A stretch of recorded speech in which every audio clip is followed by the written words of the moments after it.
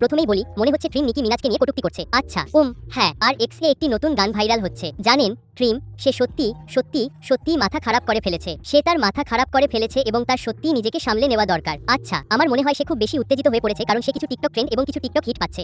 তার সত্যি শান্ত হওয়া দরকার। আর সে বলছে, কিভাবে তুই আমাকে ব্ল্যাকবল করিস আর তুই আমার চেয়ে বড়, তুই রানী হলেও তুই আমাকে ছোট করতে পারিস না। উদ্ধৃতি চিহ্ন। ট্রিম, এই লড়াইয়ের মধ্যে দিয়ে তুমি যেতে চাও না, ছোট্ট মেয়ে, ববল হেড গার্ল। সোনা, তুমি এই লড়াইয়ে নামতে চাও না। আমি জানি ইন্ডাস্ট্রি তোমার মাথায় ফুলিয়ে দিয়েছে। জানো, তোমার মনে হয় তুমিই এখন রানী। তুমি ভাবো তুমি খুব জনপ্রিয়। তুমি নও, তুমি একটা ফ্লপ। তুমি ঠিকমতো পোশাক পরতে পারো না। তুমি পুরুষদের বিরক্ত করো।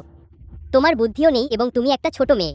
তুমি একটা বাচ্চা। আর তারপর সে নিকিকে উদ্দেশ্য করে এইসব অদ্ভুত কটূক্তি করছে। ওরা তার ফ্লো, তার পুরো ব্যক্তিত্ব এবং পার্সোনা চুরি করার চেষ্টা করবে। তুমি ঠিকভাবে করছো না। ঠিক আছে, আমার মনে হয় সে অবশ্যই একজন ভুক্তভোগী। আমার মনে হয় ট্রিম একজন ভুক্তভোগী। বন্ধুরা, জানো আটলান্টিক রেকর্ডস এবং এই লেভেলগুলো যা করে তা হলো, তারা এই মেয়েদের নিকি মিনাজের বিরুদ্ধে যাওয়ার জন্য টাকা দেয়। এই মেয়েদের তার বিরুদ্ধে যাওয়ার জন্য টাকা দেয় এবং টাকার জন্য নিকির বিরুদ্ধে একটা বিশাল প্রচারণা চালায়। জানেন তো, এটা তাদের মনোযোগ এনে দেয়, টাকা এনে দেয়। আর রেকর্ড লেভেলগুলো নিকির বিরুদ্ধে দাঁড় করানোর জন্য লেডি লুরের পেছনে $2.5 লাখ বেশি বিনিয়োগ করেছে। মানে এটা তো একটা জানা কথাই, কিন্তু এর পরিণতি ভালো হয় না। রেমি মা র ক্যারিয়ারের দিকে তাকান, লোটোর ক্যারিয়ারের দিকে তাকান, এখন কার্ডি বির ক্যারিয়ারের দিকে তাকান, এখন এই লোকগুলোর ক্যারিয়ারের দিকে তাকান। বুঝতে পারছেন আমি কি বলছি? মেগানের ক্যারিয়ারের দিকে তাকান। মানে আপনি সুবিধাটা পান, জানেন তো, অল্প সময়ের জন্য। আপনি 1 নম্বর গান পান, ভাইরাল মুহূর্ত পান, মনোযোগ পান, কিন্তু দীর্ঘমেয়াদে আপনার ক্যারিয়ার বিকশিত হয় না বন্ধু। তাই আমি জানি না, আর এটা তাদের সবার জন্য প্রযোজ্য যারা কোনো মহান শিল্পী বা আইকনের পেছনে লাগতে চায়। আপনি আইকনদের আক্রমণ করবেন না। আপনি আইসপাইসের সাথে বিবাদ চালিয়ে যাওয়ার জন্য ব্যবহার করতে পারেন, লোকের সাথে বিবাদ চালিয়ে যাওয়ার জন্য তাতেই লেগে থাকুন। মানে তোমাকে ঝগড়াঝাটি করে নিজের জায়গা তৈরি করতে হবে। তুমি প্রথম দিনেই 10 লাখ দিনের লোকের সাথে ঝগড়া করতে পারো না। মানে এভাবে কাজ হয় না বাবু। ঠিক আছে, তাই তোমার ফালতু ভাবটা নিয়ে চুপ করে বসো আর মাথাটা গাধার পাছা থেকে বের করো। এবার টাইলারের কথায় আসি। টাইলার তার নতুন অ্যালবামের জন্য ব্র্যাড এর সাথে মিলে নিজের একটা পুতুল বের করেছে। এটা এই মাসেই বের হচ্ছে। আসলে মানে আগামী সপ্তাহের পরের সপ্তাহে, তাই না? হ্যাঁ, ও মাই গড, এটা খুব তাড়াতাড়ি বের হচ্ছে। আমাদের তাড়াতাড়ি করতে হবে। ওহ বাচ্চা, আমাদের তাড়াতাড়ি করতে হবে। তো হ্যাঁ, টাইলার ব্র্যাড পুতুলের সাথে মিলেছে। ঠিক আছে, ব্যাস মেয়ে টাইলারের মধ্যে আমি অবশ্যই ব্র্যাডজের একটা ভাব পাই, কিন্তু আমার মনে হয় ব্র্যাড এর সাথে এই সহযোগিতা তার অ্যালবামের বিক্রি বাড়াতে পারে, অথবা এই নতুন এ পপ যুগে তার পরিচিতি বাড়াতে পারে। কিন্তু এখন লেবেল এবং টিম গানগুলোর প্রচার এবং প্ল্যাটফর্মে যা প্রকাশ করা দরকার তার প্রচারে ভালো কাজ করছে না। তারা ভালো কাজ করছে না। মানে ওরা ওকে দিয়ে ইনস্টাগ্রামে টুকটাক কাজ করাচ্ছে বটে, জানেন তো, এখানে ওখানে 1 2 3টে ছোটখাটো জিনিস, কিন্তু আমার মনে হয় যখন টাইলারের কথা আসে তখন ওরা ওদের সেরাটা দিচ্ছে না। আচ্ছা, এখন আমি চাই না টাইলার হারিয়ে যাক। এ কারণেই আমি ওর সাফল্যের জন্য সবসময় চেষ্টা করে যাই, কারণ জানেন তো, রিহানার ব্যাপারটা আর অন্যান্য যেসব নাটক চলছে, আমি চাই না টাইলার মন খারাপ করে হারিয়ে যাক। আমার শুধু মনে হয় এটা ওর জন্য খুব খারাপ হবে। আমরা ওর জন্য এটা চাই না। আমরা চাই না ও আরেকজন শিল্পী হয়ে যাক যার একসময় সম্ভাবনা ছিল এবং 3টি হিটের পর হারিয়ে গেছে। তাই আশা করি আপনারা এই মাসে মুক্তি পাওয়া অ্যালবামটি শুনবেন। আচ্ছা, আপনারা শুনতে থাকুন। এবার বিয়ন্সেরও কথায় আসা যাক। এখানে একটা দারুণ খবর আছে। আচ্ছা, বিয়ন্সে, একজন লোক তাদের ইস্ট হ্যাম্পটনের বাড়ির গেট দিয়ে গাড়ি চালিয়ে ঢুকলো। র্যামিয়ার, এটা কি তুমি? আচ্ছা, ওটা কি আপনার ছেলে আপনার সাথে এমনটা করেছে যেটা আপনি স্বীকার করতে চান না? এখন যখন আমি এটা শুনলাম আমি ভাবলাম, ধাত, বুঝতে পারছেন কে এমন করবে যে গেটের ভেতর দিয়ে গাড়ি চালিয়ে যাবে? ধাত, আমি বিখ্যাত হতে চাই না, কারণ ভাবুন তো, রিহানার বাড়িতে গুলি করা হয়েছে, এখন বিয়ন্সে আর জে-জির বাড়ির গেটের ভেতর দিয়েও লোকজন গাড়ি চালিয়ে যাচ্ছে। ওয়াও, মানে কি হচ্ছে এসব? এ কি রক নেশনের কোনো প্রাক্তন কর্মচারী যে বেতন পায়নি? আচ্ছা, এ কি মরির স্বামী? আমি কিছুই বুঝতে পারছি না। আচ্ছা, কিন্তু সত্যি বলতে এই হামলাটা খুব পরিকল্পিত বলে মনে হচ্ছে, কারণ আপনারা সবাই জানেন তারা এখন হ্যাম্পটনসে নেই। তারা একটা ছোটখাটো বিশ্ব সফরে আছে। মানে আসলে সফরটা শেষ হয়ে গেছে, কিন্তু তারা এখনো নিউ ইয়র্ক সিটিতে তাদের বাড়িতেই আছে। বুঝতে পারছেন? এখনো ওখানেই বিভিন্ন অনুষ্ঠান করছে। জানেন তো, ওরা হ্যাম্পটনে নেই। তাই এই লোকটা জানতো যে ওরা ওখানে নেই, তারপর ভেতরে ঢোকার জন্য গেটে গাড়ি দিয়ে ধাক্কা মারে। স্বাভাবিকভাবেই পুলিশ ওদের ধরে ফেলে। আচ্ছা, এটা কিন্তু একটা পাগলামি, কিন্তু আপনারা কি মনে করেন এটা ওদের প্রাপ্য ছিল? এটা কি একটা দুঃখজনক ঘটনা? আপনাদের কি কিছু যায় আসে না? সত্যি বলতে আমি কারো খারাপ চাই না, কারণ জানেন তো, যেমন কর্ম তেমন ফল, কিন্তু আবার যেমন কর্ম তেমন ফল। তাই জানেন তো, ওই আইনটা নিজেই স্বব্যাখ্যামূলক।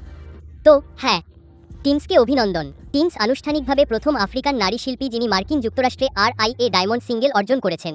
টাইলার এবং RS স্টারের ভক্তরা হতাশ, কিন্তু আপনারা জানেন টিমস যেন এই জগতের রানী। টাইলারের আগে টিমসই আমেরিকান বাজার দখল করে নিয়েছিল। মানে যখন আফ্রিকান মেয়েদের কথা আসে, বুঝছেন তো, যেমন ধরুন আফ্রিকান মেয়েদের কথা বলতে গেলে আমেরিকান সঙ্গীতের জগতে ভাইরাল মুহূর্তের ক্ষেত্রে টিমসই হলো মূল প্রবর্তক। আমি টিমসকে ভালোবাসি। আমি বুঝতে পারছি। আমি খুব খুশি যে ওয়েট ফর ইউ গানটির জন্য সে ডায়মন্ড সিঙ্গেল পেয়েছে। এটা দারুণ। আপনারা যদি না জেনে থাকেন, এটা ওয়েট ফর ইউ গানটির জন্য। আমি তোমার জন্য অপেক্ষা করব। আর মানুষজন সত্যিই বলছে যে টিমসের সঙ্গীতই হলো সেই মেয়ে। আমার মতে টিমস ভালো, কিন্তু মাঝে মাঝে তার কণ্ঠ খুব বিরক্তিকর হয়ে ওঠে। এটা খুব ঘ্যানঘ্যানে আর বিরক্তিকর হয়ে যায় এবং মনে হয় যেন সে সবসময় অভিযোগ করছে আর ঘুমাচ্ছে। আমার এতে আপত্তি নেই, কিন্তু অল্প পরিমাণে আমার ভালো লাগে। কিন্তু যদি এটা সবসময় আর সারাক্ষণ চলতে থাকে, তবে আমার কাছে খুব বিরক্তিকর লাগে। আমার এসব একদম ভালো লাগে না।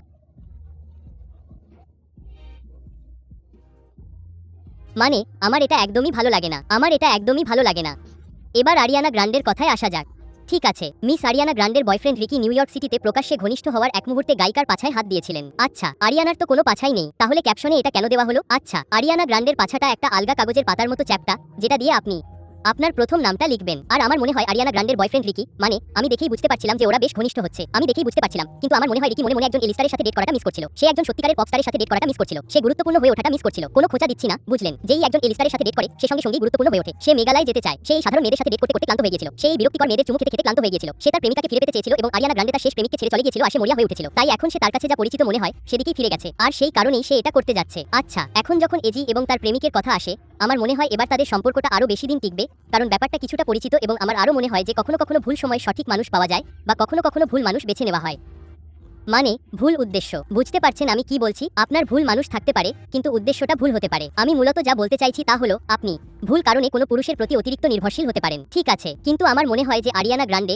সে আসলেই অন্যের উপর খুব বেশি নির্ভরশীল, আর এটাই আসল ব্যাপার। ঠিক আছে, এটুকুই। এবার আসি সিএসএল এর কথায়। লোটো অনলাইনে তীব্র সমালোচনার শিকার হচ্ছেন। আপনারা সবাই জানেন লোটো গর্ভবতী, মানে গর্ভবতী ছিলেন। কেউ একজন বলেছে তার বাচ্চাও হয়েছে এবং যেমনটা আশা করা হয়েছিল বাবা কখনো আশেপাশে থাকে না। এই মেয়েটি একজন বিবাহিত পুরুষের দ্বারা গর্ভবতী হয়েছিল এই ভেবে যে সে তার স্ত্রীকে ছেড়ে দেবে। এখন সে এক জারদ সন্তানের একক মা। মেয়েরা আসুন এটা থেকে একটা শিক্ষা নিই, ঠিক আছে? এটা খুবই কঠোর। একটু থামুন তো। ধুর, আমরা জানি সে একজন সিঙ্গেল মা হতে চলেছে, যদিও সে এখন তা নয়, কিন্তু আমার মনে হয় আপনারা কেন তার সাথে এত খারাপ ব্যবহার করছেন জানেন? আমরা জানি সে বোকার মতো সিদ্ধান্ত নেয়, কিন্তু আপনাদের কেন তার সাথে খারাপ ব্যবহার করতে হবে? আপনারা ব্যাপারটা ছেড়ে দিতে পারেন, বুঝতে পারছেন? মানে ছেড়ে দিন, কোনো খোঁচা না দিয়েই বলছি, ছেড়ে দিন। এখন আমার মতে আমি মনে করি যে লট একজন দারুণ মা হবে। এমনকি যদি সে একজন সিঙ্গেল মা ও হয়, আমি মনে করি সে একজন দারুণ মা হবে। তার মধ্যে মাতৃত্বের সহজাত প্রবৃত্তি আছে। আচ্ছা, সত্যি কি আছে? মানে আছে তো, সে নিজেকে বিগ মামা বলে ডাকে, সুতরাং তার মধ্যে মাতৃত্বের সহজাত প্রবৃত্তি আছে, তাই না? কথিত আছে, কিন্তু আমি এখনো মনে করি যে লট একজন ভালো মা হবে, এমনকি যদি সে একা থাকে, কারণ আমার মনে হয় তার কাছে সন্তানের যত্ন নেওয়ার মতো টাকা আছে, তার কাছে তহবিল সম্পদ সবই আছে। তার সম্পর্কে আমার মনে হয় তার শুধু একটাই বিষয় নিয়ে কাজ করা দরকার, আর তা হলো তার বাচ্চা এবং সন্তানকে তার পুরো ব্যক্তিত্ব হিসেবে গড়ে তোলা। আপনি কি জানেন এই মুহূর্তে পৃথিবীতে কত মা আছেন যারা সংগ্রাম করছেন? যেমন ওহ বাহ, আপনিও একজন মা, দারুণ। যেন আপনি একজন মা, তাতে কারো কিছু যায় আসে না। জানেন ব্যাপারটা এমন যে আমি ঠিক কিভাবে বোঝাবো জানি না, কিন্তু যারা সেলিব্রিটি, যাদের বাচ্চা আছে, তারা এটাকে তাদের পুরো পরিচয় বানিয়ে ফেলে, যেন তারা এটাকে তাদের পুরো ব্যক্তিত্ব বানিয়ে ফেলে। আচ্ছা,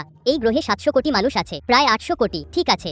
মাতৃত্ব কোনো নতুন ঘটনা নয়। আপনি তো আর মায়েদের মধ্যে প্রথম মা নন। আরে আমরা তো জানি আপনি একজন মা, কিন্তু জানেন আমি ঠিক জানি না, তবে আমার মনে হয় এটা শুধু আমার ভাবনা। হয়তো আমি জানি, এবং আমি জানি যে মা হওয়াটা খুব সুন্দর একটা ব্যাপার। আমি লট সব বেবিকে ছোট করে দেখার চেষ্টা করছি না, কিন্তু আমি শুধু বলতে চাইছি যে সে তার পুরো ব্র্যান্ড, তার পুরো পরিচয়, তার পুরো জগৎটাই নিজে তৈরি করেছে, আর ব্যাপারটা এমন যে না, আমি এর সাথে একমত নই। এবার জেটির কথায় আসা যাক।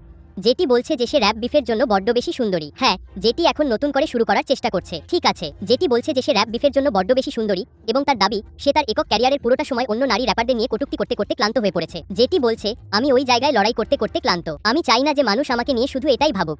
উদ্ধৃতি চিহ্ন। বেশ জেটি, তোমার কোনো মাপ নেই। তোমার ব্র্যান্ডিং এবং জগৎ তৈরির অনেকটাই জুড়ে ছিল একজন তর্কপ্রিয় ও বদমেজাজি মেয়ে হিসেবে নিজেকে তুলে ধরা। তার পরিচয়ের একটা বড় অংশ জুড়ে আছে তার বদমেজাজি স্বভাব, উজির প্রেমিকা হওয়া এবং কার্ডি বির সাথে সবসময় ঝগড়া বিবাদে জড়িয়ে থাকা। জেটির পরিচয়ের একটা বড় অংশ হলো প্রথমে সে তার ছোট ছোট হিট গানের জন্য পরিচিত ছিল, তারপর ব্যাপারটা নাটকীয় হয়ে ওঠে। কাউকে ছোট না করেই বলছি, জেটি যখন বলে যে সে ঝগড়া করার জন্য বড্ড বেশি সুন্দরী, তখন সে এটা বলতে পারে না, বিশেষ করে যখন তার ঝুলিতে হাজারটা ঝগড়ার ইতিহাস আছে। আসল কথা হলো তুমি এটা বলতে পারো না, ও আমি ঝগড়া করার জন্য বড্ড বেশি সুন্দরী। তুমি কি সত্যি তাই ছিলে? কারণ তুমি তো এখন প্রায় হাজারখানেক ঝগড়ার মধ্যে দিয়ে গেছো, জানো? ও হঠাৎ করে তুমি এখন ঝগড়া করার জন্য বড্ড বেশি সুন্দরী হয়ে গেছো। তোমার চেহারা তো বদলায়নি, তোমার চেহারা এখনো একই রকম দেখতে। তাই আমি বুঝতে পারছি না তুমি কি বলতে চাইছো। তুমি বড্ড বেশি সুন্দরী, যেন তুমি এর জন্য কোনো সার্জারি করেছো, যেন তুমি তোমার চেহারায় কিছুই করাওনি, তাই এখন তুমি এর জন্য বড্ড বেশি সুন্দরী। আরে শোনো মেয়ে, এবার থামো, এই খেলা বন্ধ করো। আমার মনে হয় জেটি এখন বুঝতে পারছে যে তার ক্যারিয়ার ফ্লপ করছে, তাই এখন সে কারিশার মতো একটা হিট গান পাওয়ার জন্য উঠে পড়ে লেগেছে। তাই এখন সে তার মুখটা বেশি সুন্দর হওয়ার অজুহাত দিচ্ছে, তাই সে আর ঝগড়া করতে চায় না। আরে থামো জেটি, শুধু থামো। আর তুমি তো জানো তুমি আমার মেয়ে, তুমি জানো তুমি আমার মেয়ে জেটি, কিন্তু যখন মানুষ এটা করে তখন আমার খুব খারাপ লাগে। ঠিক আছে, স্টুডিওতে যাও, একটা হিট গান তৈরি করো। আচ্ছা, তার অ্যালবাম কি শীঘ্রই বের হচ্ছে? এখন র্যাপ গার্লদের মধ্যে যা চলছে তা কি তার ভালো লাগছে? এটা সত্যিই একটা জগাখিচুড়ি অবস্থা। কিমকে সমালোচনার শিকার হচ্ছে, জানো তো তার দাদি মারা গেছেন, তাই না? আর জানো এটা সত্যিই পাগলামি, এটা সত্যিই পাগলামি। কিম তুমি কতটা অগভীর তা বোঝার জন্য তোমার মস্তিষ্ক নিয়ে গবেষণা করা দরকার। ঠিক আছে। কিম কার্দাশিয়ান তার প্রয়াত দাদি পায়ের ছবি দিয়ে সম্মান জানিয়েছেন। কিমকে ছবি পোস্ট করে বলেছেন, যারা আমার দাদিকে চিনতেন তারা জানেন যে তার পা ছিল বিশ্বের সবচেয়ে তরুণ সুন্দর পা, এবং তিনি চাইতেন সবাই এটা জানুক। আমি দুঃখিত, আমি আমার মৃত দিদিমার পা স্মারক হিসেবে পোস্ট করছি না। তার সমস্যাটা কি? তারপর সে তার পা দুটো ওখানে রেখেছে। কিম তার মা ক্লোই কাইলির পা দুটোকে জঘন্য রকমের বুড়ো দেখাচ্ছে। কাইলি চল তোকে একটু ক্রিম দিই, মেয়ে চল তোকে একটু ক্রিম দিই। আচ্ছা কাইলি, তোর পা তোর মা, তোর দিদিমা, তোর বোন আর আমার পায়ের চেয়েও খারাপ দেখতে কি করে? যাই হোক কিন্তু হ্যাঁ, কিম কে এই কারণে সমালোচিত হচ্ছে। তারা বলছে যে সে খুব অহংকারী এবং খুব অগভীর। মানে আমি মনে করি সে অগভীর, কিন্তু ঠিক আছে, কিন্তু গোপনে বলতে গেলে আমার মতে তার এই অগভীর হওয়াটা তার ব্র্যান্ডের একটা অংশ। এটা তার কিংবদন্তি, তার পরিচয়, তার মর্যাদা, তার ভাবমূর্তির একটা অংশ। এটা তার পুরো সত্তার একটা অংশ, ঠিক তার ব্র্যান্ডের মতোই। এটা তার একটা অংশ।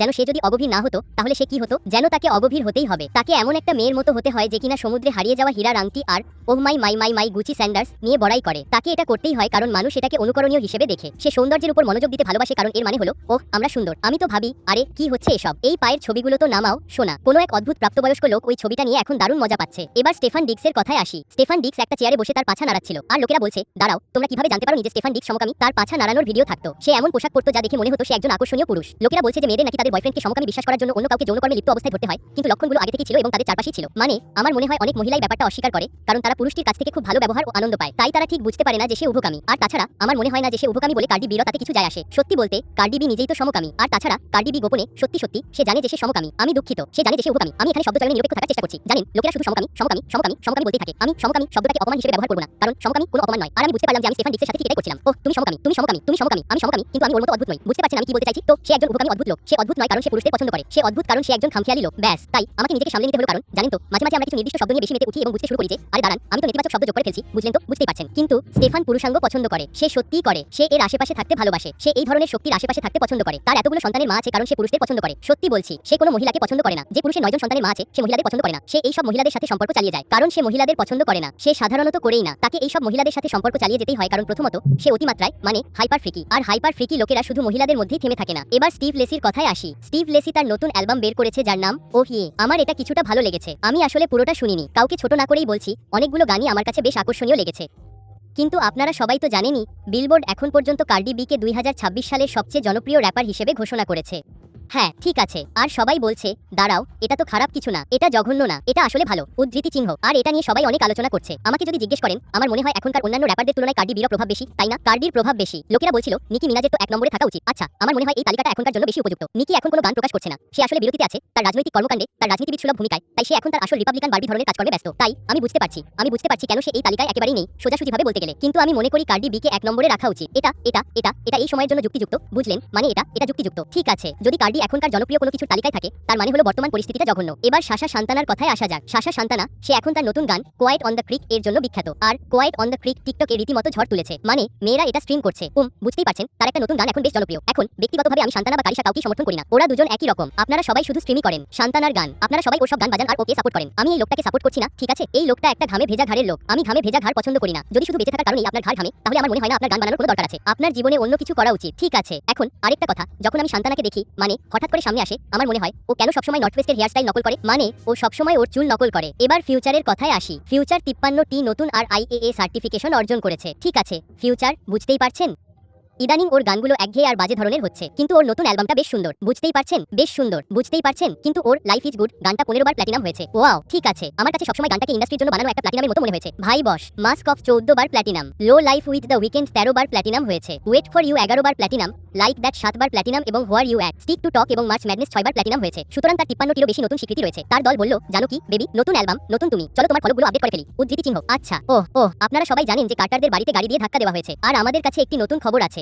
বিয়ন্সে এবং বাড়ির নিরাপত্তা গেটে দ্রুত গতিতে গাড়ি চালিয়ে ধাক্কা দেওয়ার অভিযোগে 63 বছর বয়সী এক ব্যক্তিকে গ্রেপ্তার করা হয়েছে। আচ্ছা, হ্যাঁ, তাকে গ্রেপ্তার করা হয়েছে। তিনি এখন জেলে আছেন। তাই ভাগ্যক্রমে তারা তার বিরুদ্ধে অভিযোগ দায়ের করতে পেরেছে। আমার মনে হয় বিয়ন্সে এবং অবশ্যই তার উপর তাদের বড় শাস্তিটা দেবে, কারণ আপনারা জানেন বিয়ন্সে এবং তারা নিশ্চিত করবে যে আপনারা এর ফলটা পান। ঠিক আছে, তারা নিশ্চিত করবে যে আপনারা এর প্রতিটি কণা অনুভব করেন। ঠিক আছে, আপনারা জানেন যে একজন খুবই সে একজন খুবই অন্ধকারাচ্ছন্ন মানুষ, তাই সে এর ফল পাবে। মানে এই কাজ করার জন্য লোকটার জেলে থাকা উচিত। এটা এমন কিছু নয়, আপনারা জানেন এমনটা করা উচিত নয়, কিন্তু আপনারা জানি আমি সত্যিই খুশি যে কেউ আহত হয়নি। বাচ্চারা বাড়িতে ছিল না, কারণ তাহলে পুরো পরিবারটাই চমকে যেত, পুরো পরিবারটাই উদ্বিগ্ন, ভীত এবং আরো অনেক কিছু হতো। কিন্তু জানেন, আমি তাদের অমঙ্গল কামনা করতে চাই না। আমি জানি আপনাদের মধ্যে কেউ বলবেন যে আর বিয়ন্সের জন্য তোমাদের কেন খারাপ লাগছে। জানেন, এটা তাদের প্রাপ্য ছিল, উদ্ধৃতি চিহ্ন। মানে আমি জানি না। জানেন, আমি জানি না। বিয়ন্স, উঠে দাঁড়াও। আচ্ছা, পার্কুডে ক্লোই বেইলি তার নতুন মিক্সটেপের প্রোমো স্ট্রিমের জন্য অপমানজনক আচার অনুষ্ঠান করছে।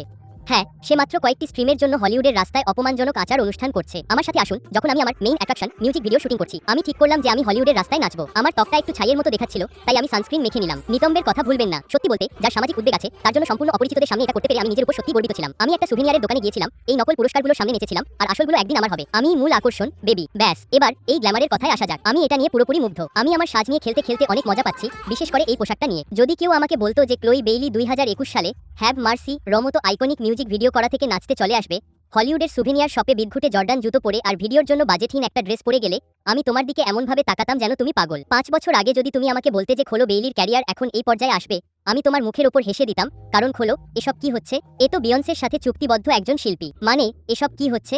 তুমি কি পরে আছো মেয়ে? নিজের হাতে সবকিছু তুলে নেওয়ার এই ব্যাপারটা আমার ভালো লাগে, কিন্তু তোমার এটা করা উচিত না যখন তুমি তোমার ক্ষেত্রের এখনকার সবচেয়ে বড় নারী শিল্পীর সাথে চুক্তিবদ্ধ। মানে সে তোমাকে জর্ডান জুতো পরিয়ে একটা বাজে ড্রেসে নাচাচ্ছে। এটা কি হচ্ছে বাচ্চা? ঈশ্বর খোলো বেইলির ক্যারিয়ার এবং তার বোনের মঙ্গল করুন। কিন্তু যাই হোক বন্ধুরা, যদি এই ভিডিওটি আপনাদের ভালো লেগে থাকে তাহলে অবশ্যই